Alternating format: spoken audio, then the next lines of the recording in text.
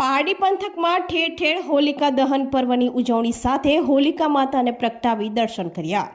ભક્તોએ હોળીમાં નાળિયેર સહિત વિવિધ ચીજ વસ્તુઓની આહુતિ આપી સુખ શાંતિ અને સમૃદ્ધિની પ્રાર્થના કરી। પારડીમાં હોલિકા માતાનો તહેવાર સર્વપ્રથમ વેશનાથ મહાદેવ મંદિરના બાજુમાં પ્રાચીન હોળી કનુભાઈ મહારાજના વૈદિક મંત્રોચ્ચાર સાથે આરતી સાથે વિધિવત હિન્દુ પરિષદ અને બજરંગ દળના કાર્યકર્તાઓની ઉપસ્થિતિમાં પ્રગટાવવામાં આવી હતી।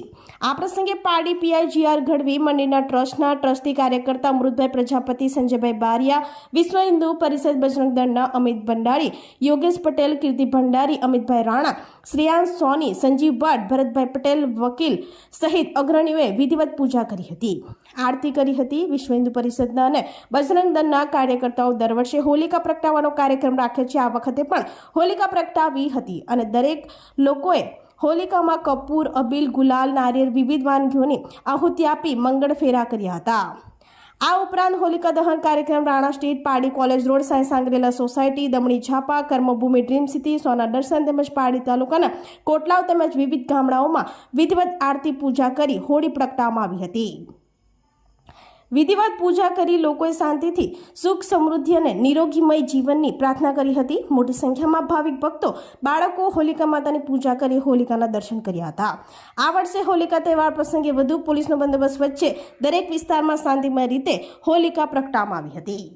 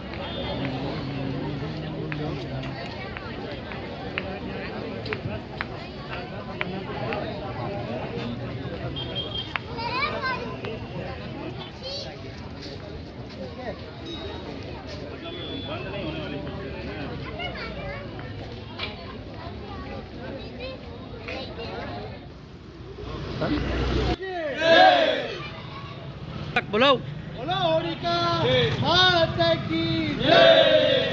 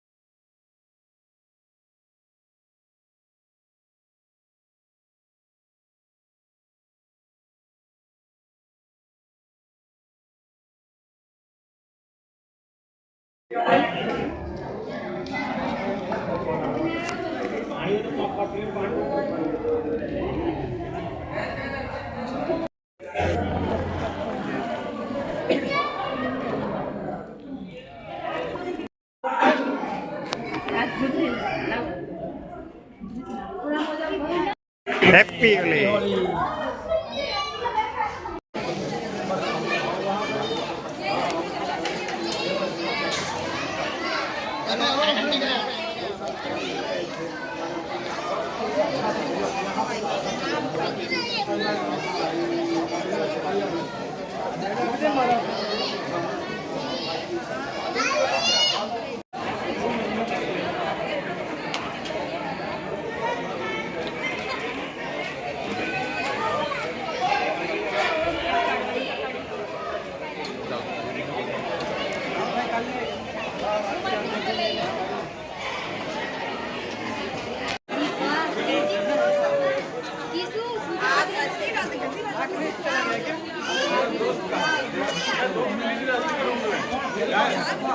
ખાસ કરીને આજના તબક્કે સંકલ્પ દિવસ મારફતે હું તમામ હિન્દુ પરિવાર સનાતન ધર્મોને હોળીની ખૂબ ખૂબ શુભકામના પાઠવું છું.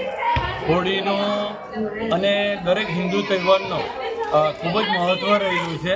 ખાસ કરીને વિશેષ કરીને સંગઠન અને આજના વર્તમાન સમયમાં સનાતન હિન્દુ ધર્મએ એક થવો જોઈએ.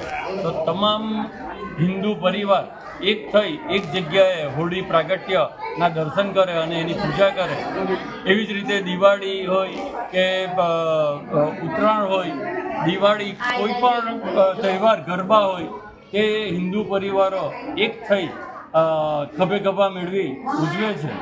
એક નાના બાળકોથી લઈને યુવાન વૃદ્ધો તમામ પોતાની રીતે પૂજન કરી હોળીની શુભકામના એકબીજાને પાઠવે છે અને કાલે ધૂળેટીના દિવસે એકબીજાને કલર લગાવી શુભકામના પાઠવે છે.